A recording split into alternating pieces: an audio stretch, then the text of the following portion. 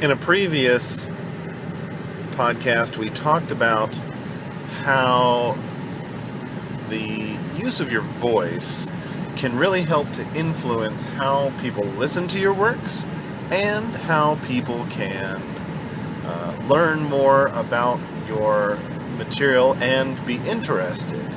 Now, while the idea of that is one that is very interesting, it is also one in which, it is also one which is deceptively simple, requiring a great deal of time, study, and effort to make that happen.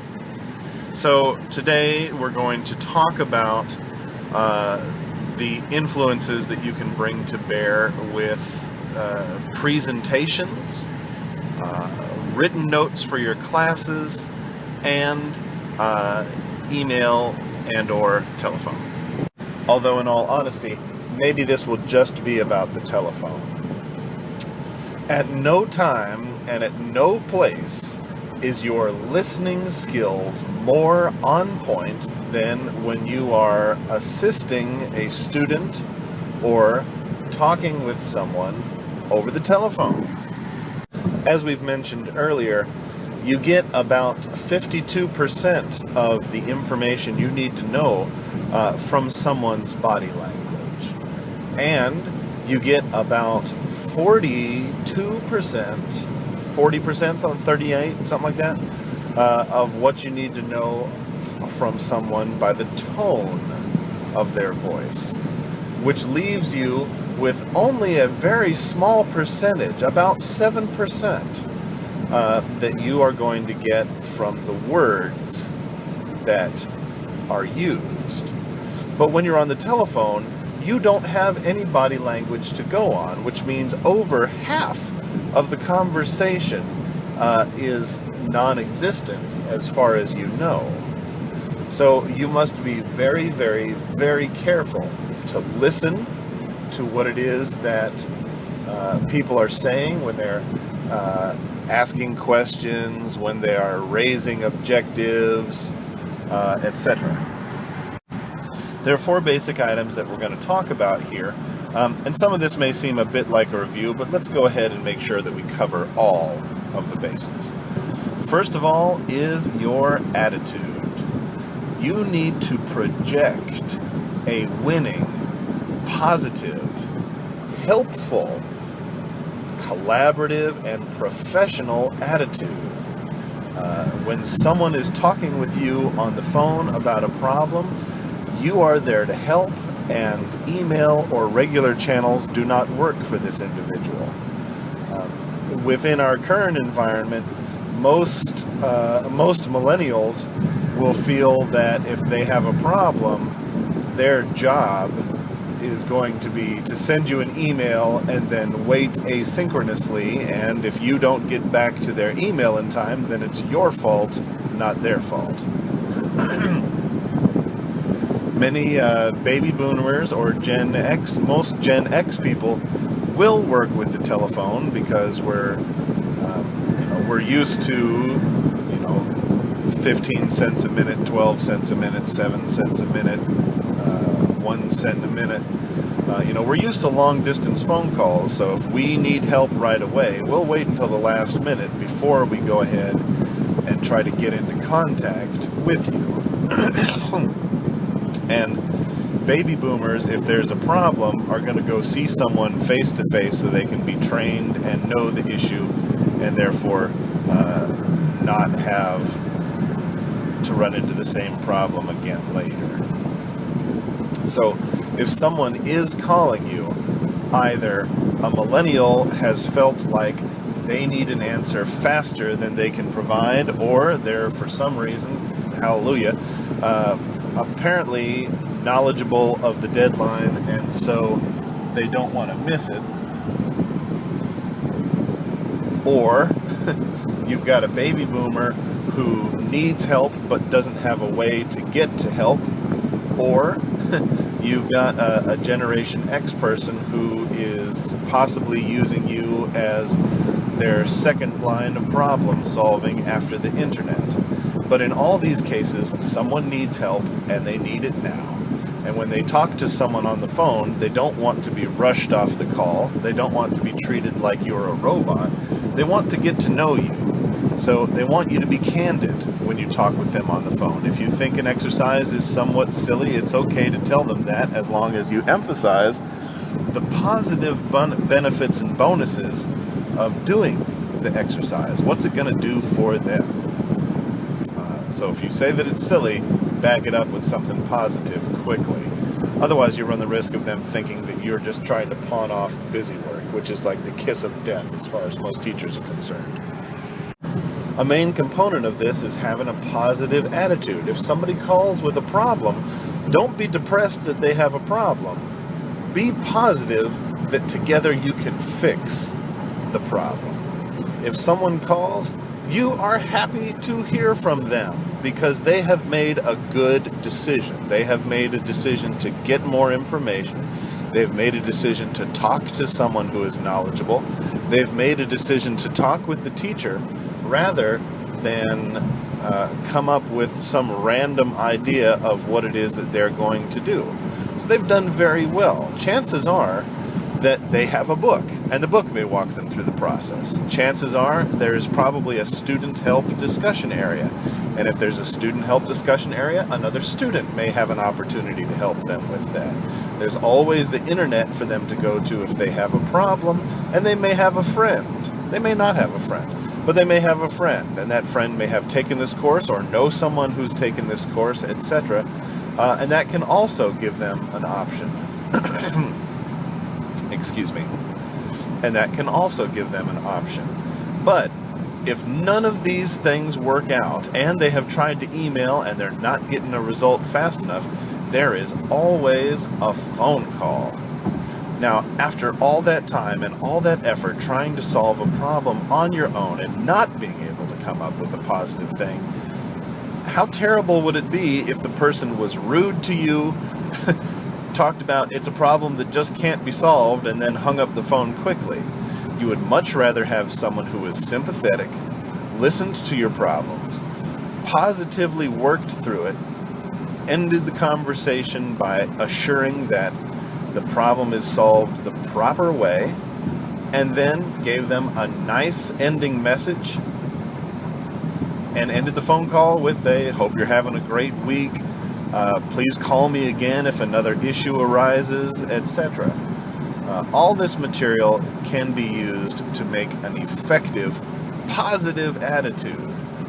Now, on the one hand, you may not want people to call you back, but on the other hand, any student who feels like they can call you opens up a set of positive rapport.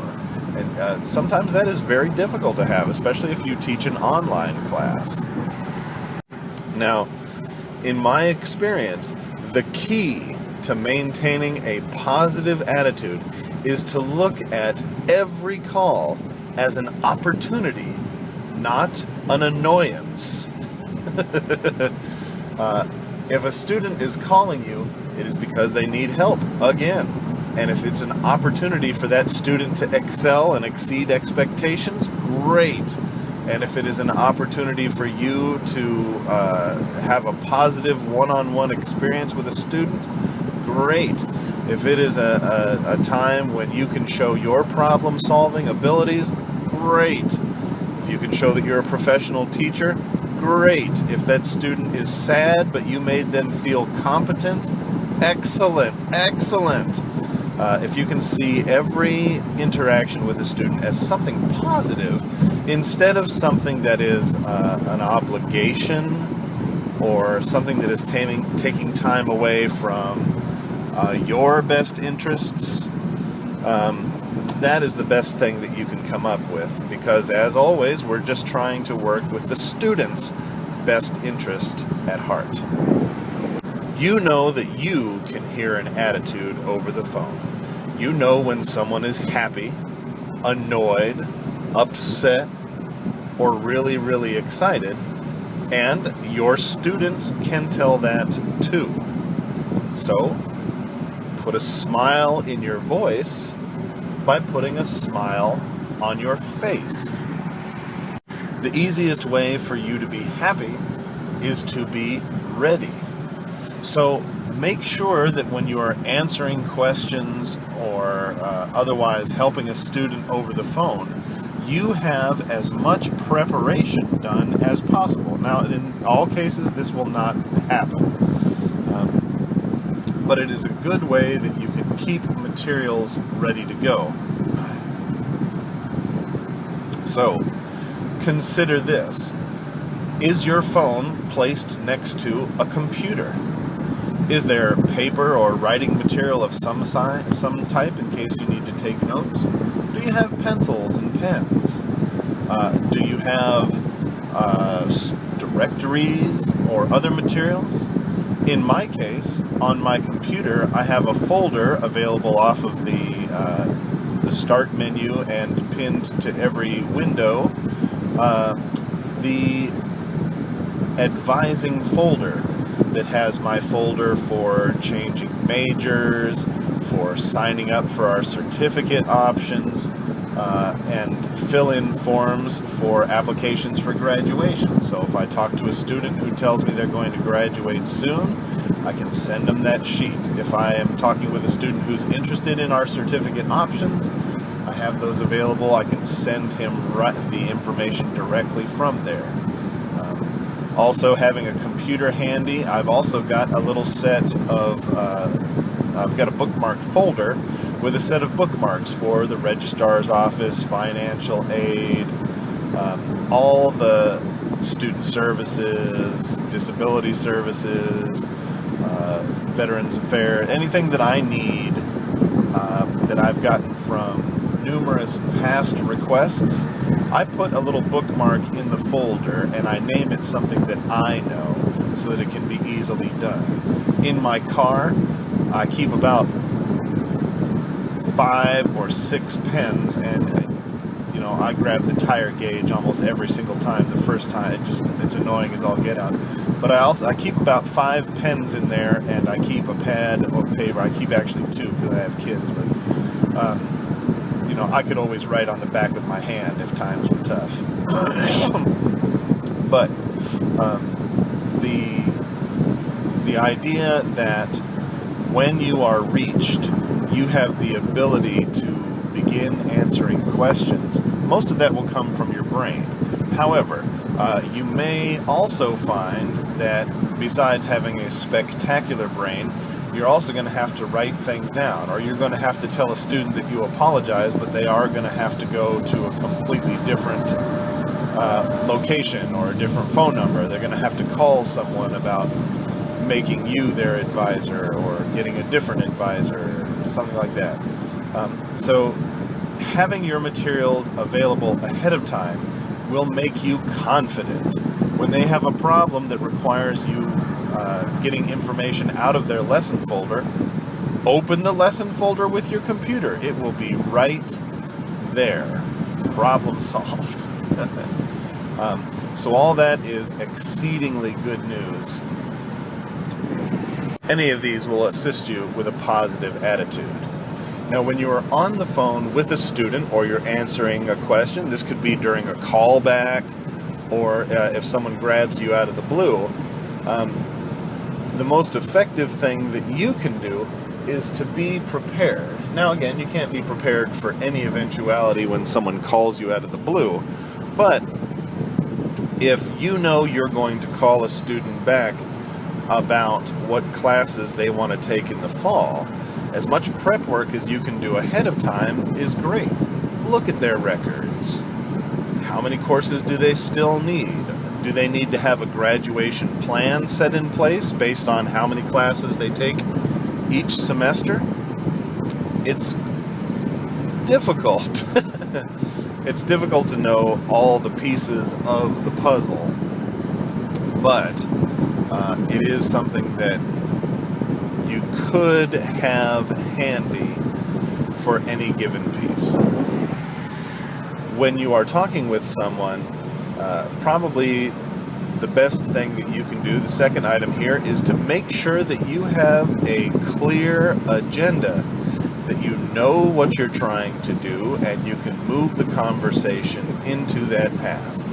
If you know that you are trying to get a student to take certain classes so that they can graduate on time, then it's probably an important point to do so. If you know that you are going to be talking with a student who wants to know if they have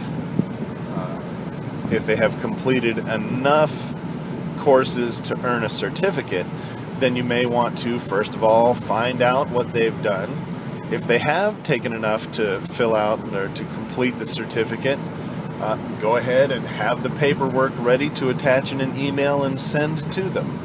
If they know that if they may not know that they have filled out multiple certificates, you may want to tell them to print out several copies and send those back. If they are not signed up for certain program things, and they should, send those along. As much prep work as you can do ahead of time is going to be the best thing. So if you know you're meeting with someone in the necessity of paperwork, have that paperwork open and available or pre-attached in an email that you can send when the phone call is finished or as the phone call begins so they can check their emails. It is important that students also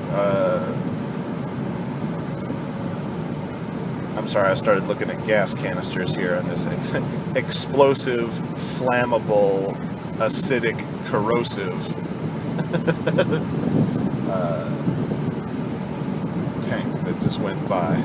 Bad business to be behind that. If you know that the point of the conversation is to have a face-to-face meeting with the student to assist them, make sure that you have a time or you have your calendar open so that you know when you can be available so that you guys can both find a schedule together.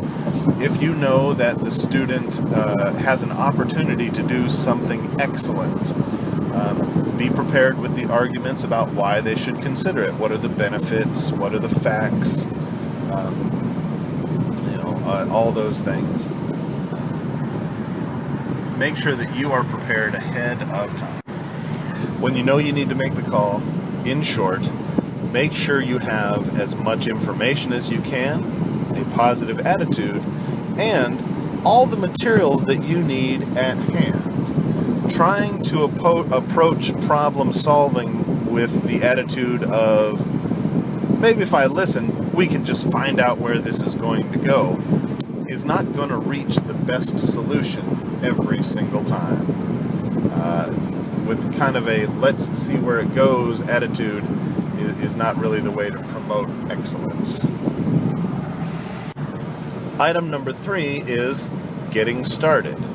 Now, you might think it's kind of strange. Getting started with the phone call is the third important point of making a call. Unfortunately, yes.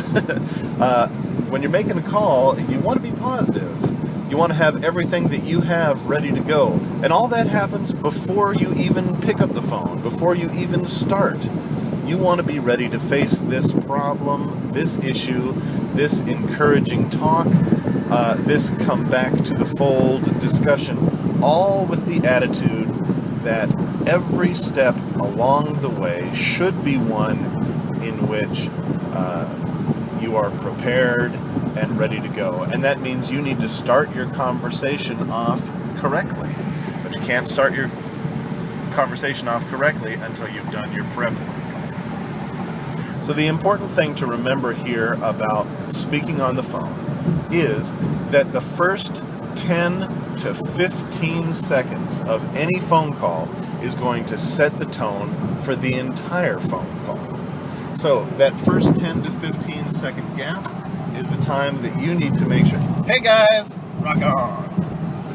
You need to make sure that that first 10 to 15 seconds is going to be the best chance that you have to convey your professionalism, your positive attitude, and your ability to do the work that needs to be done.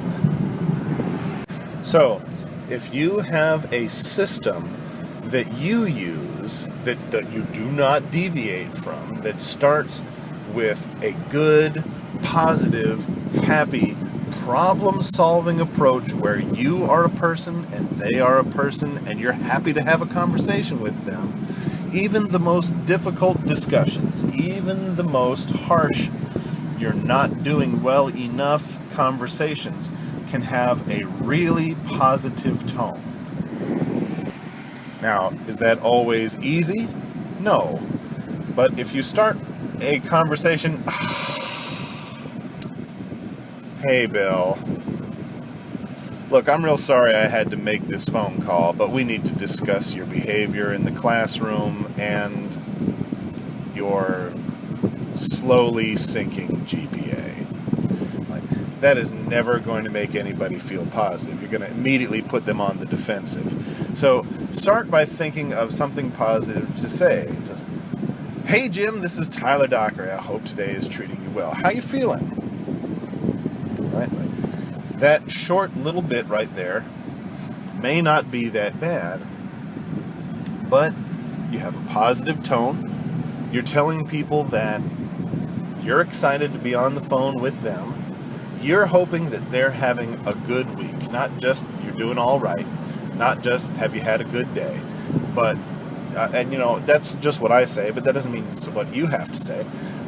Just find some kind of a positive ground within the first couple of seconds where you can say something positive and you can talk with them. You leave an open-ended question so they can tell you that they're positive or that they're negative, or they can say to you, oh, I knew this call was coming.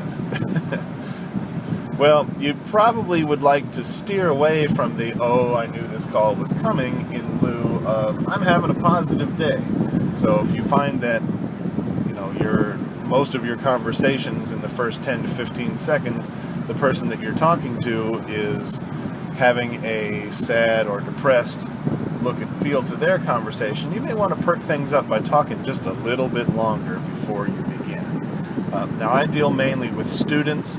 Students' lives are fun, happy places for the most part. You know, they're up and coming. They're moving firmly into adulthood. They're already signed up for college. And while they may have a few stumbling mistakes along the way, it doesn't mean that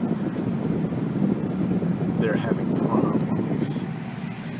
Anyways, no matter what happens, make sure that you curl those first part into something that's going to work for you.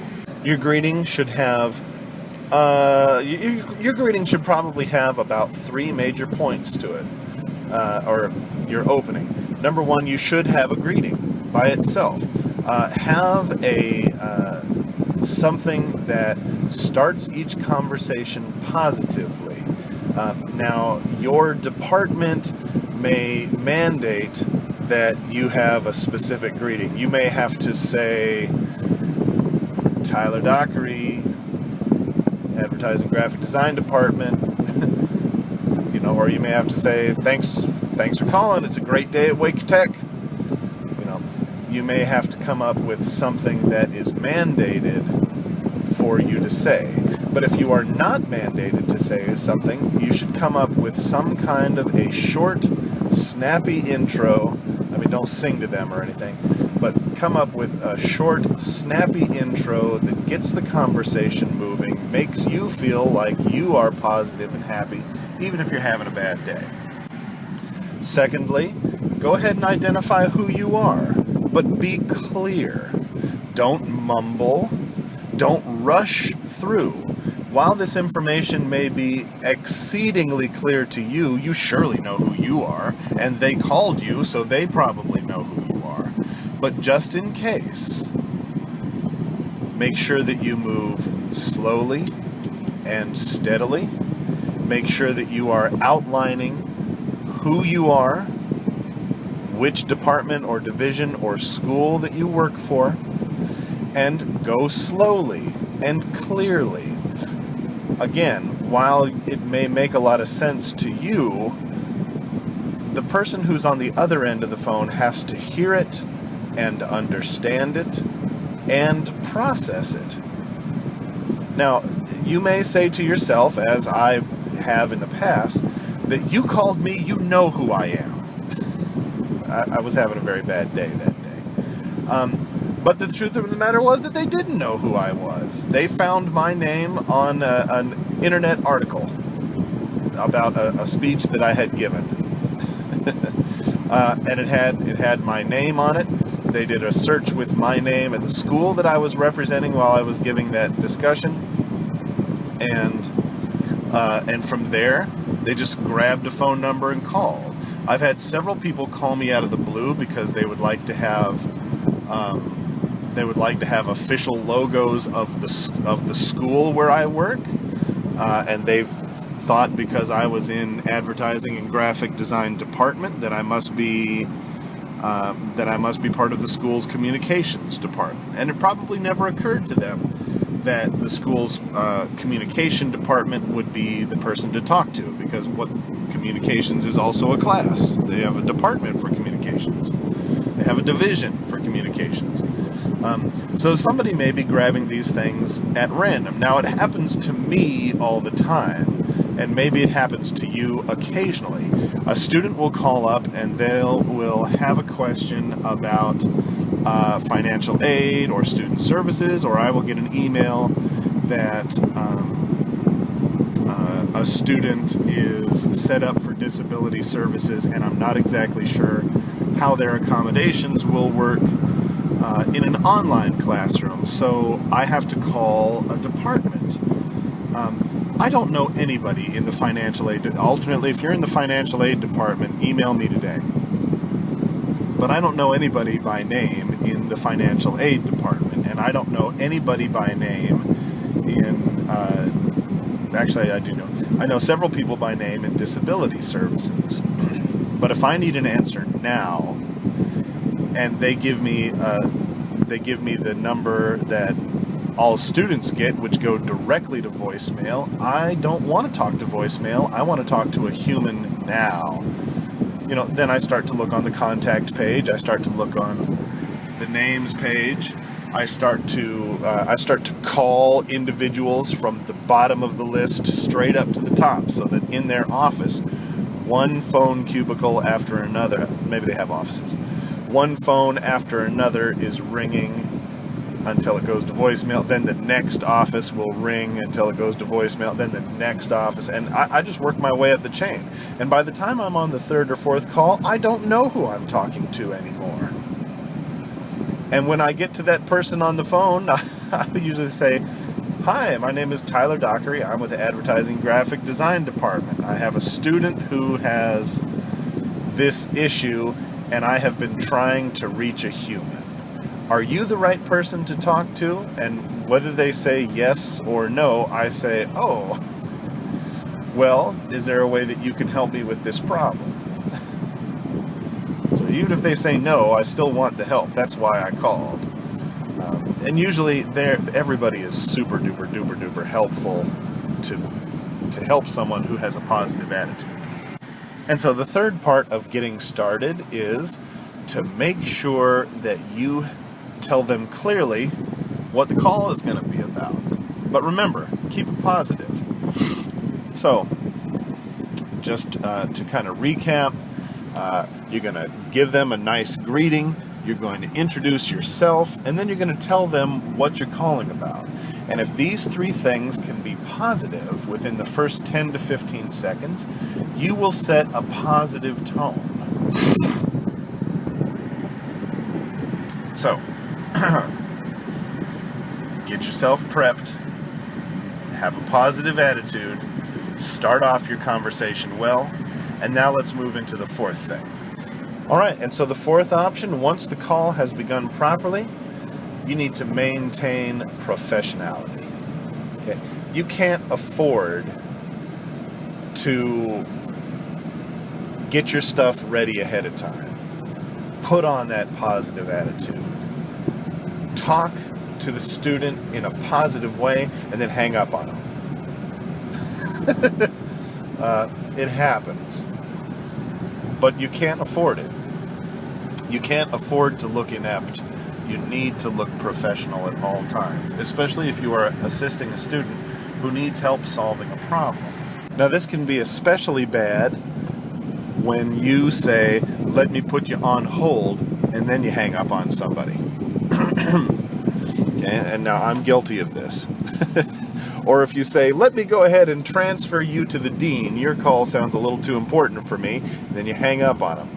That can really be seen in an extraordinarily negative light by some people. So you have got to know what is the normal everyday functions that may occur when you are dealing with a phone call. So just kind of be aware of those things. If you know that you will be putting people on hold, if you know that you will be transferring people, then you need to learn how to do those things. You can't afford to hang up on somebody who needs to be transferred. They need answers now. Similarly, if you are supposed to do those things, but you just can't seem to get the hang of it, then write down the instructions on how to do them step by step, and tape, glue, sticky note, whatever it takes to get it tied up on the phone that you have right there. Ooh. This will make things easier. I think we've all pretty much been in a location or a place in which someone who has been working at a business for a very long time, who should in no way be making these kinds of problems or mistakes, can't transfer a phone call. I think we all know what we feel about that and what we feel about that person. The last thing is number 5. Be aware of lasting impressions. The impressions that you make with someone over the phone don't stop the second that the phone is over, and they don't stop the second that they've transferred from you to someone else. You want to make that impression last, and you want it to be positive. Just remember that the last time that you speak with the person on the phone may be the last time that you talk with that person. So go ahead and ensure that you are leaving a lasting positive impression. Be professional, upbeat, positive, and, if possible, happy. Make sure that you are thanking them for their time and attention, and make sure that they know that you appreciate the time they've taken to talk with you and spend that time with you during the day. A quick offer of help is also a great way to end a conversation on a positive note. So, as the conversation is beginning to end, give them a positive remark. Go over quickly any ideas or actions that might be required, acknowledge their time, and a friendly goodbye. To use this knowledge today, monitor your telephone usage and your tone of voice, and think about which of these 5 items could use improvement today. I hope you've enjoyed this podcast. I look forward to reading your comments in the doobly-doo below. Don't forget to share this with like-minded individuals and subscribe so that you can not miss any single item that we come up with. Again, please blow up, absolutely destroy that like button. And as always, design your future.